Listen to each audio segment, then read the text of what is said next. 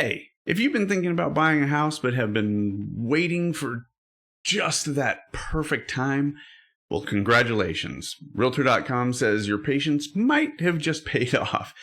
I'm here to talk about the magical week of the year when buying a home could save you some money. If we haven't met, my name is Nathan Necochea. I'm a realtor here in Orange County, California. And okay, before we get into the nitty-gritty, this is going to be a quick breakdown of Realtor.com's prediction that was based on their analysis of national data.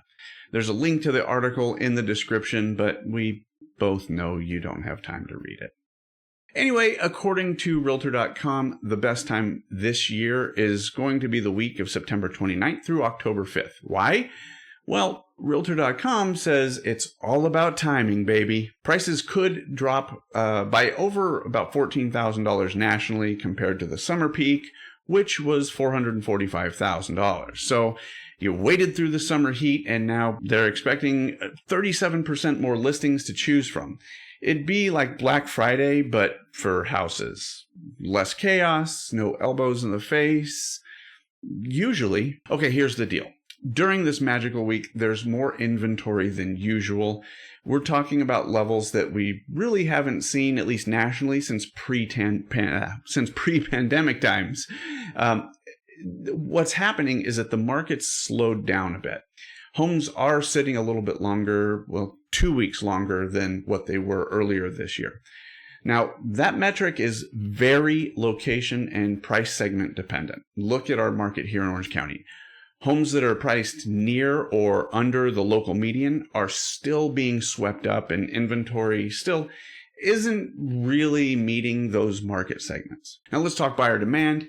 It is expected to drop by nearly 30% compared to the crazy peak times. So not only are prices dropping, but you've got less competition to worry about. So that means that there's fewer bidding wars where you end up paying, more than the asking price just because Karen down the street wants to outbid everyone. Calm down, Karen. Now, my issue with this statement is that mortgage rates are expected to decrease through the remainder of the year.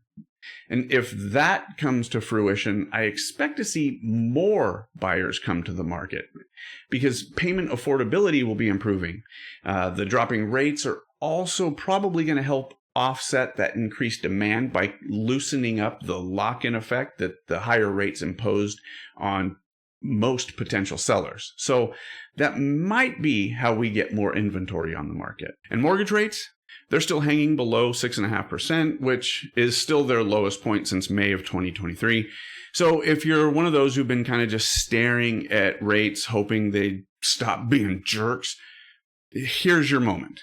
Oh, and guess what?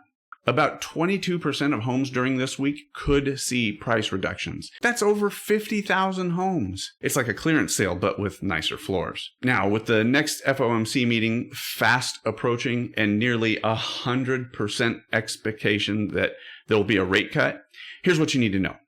A 25 basis point cut won't do a lot to help mortgage rates. That's because there's so much confidence in a cut. Essentially, 25 basis points has already been priced into the market. Now, if by chance the FOMC results in a 50 basis point cut, we'll see another nice reduction in mortgage rates. Hold on.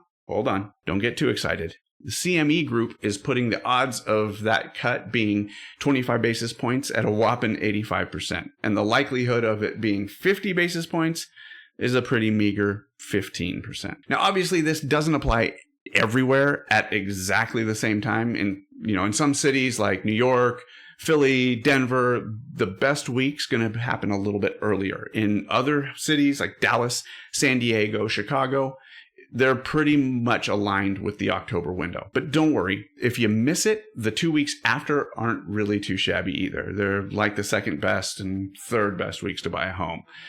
Kind of like just a knockoff version of the best week. It's still a good deal. So there you have it. If you've been sitting on the fence about buying a home, this is your chance. And come on, $14,000 is nothing really to scoff at. That's basically some kitchen upgrades, a killer vacation, or enough money to buy 2,800 tacos.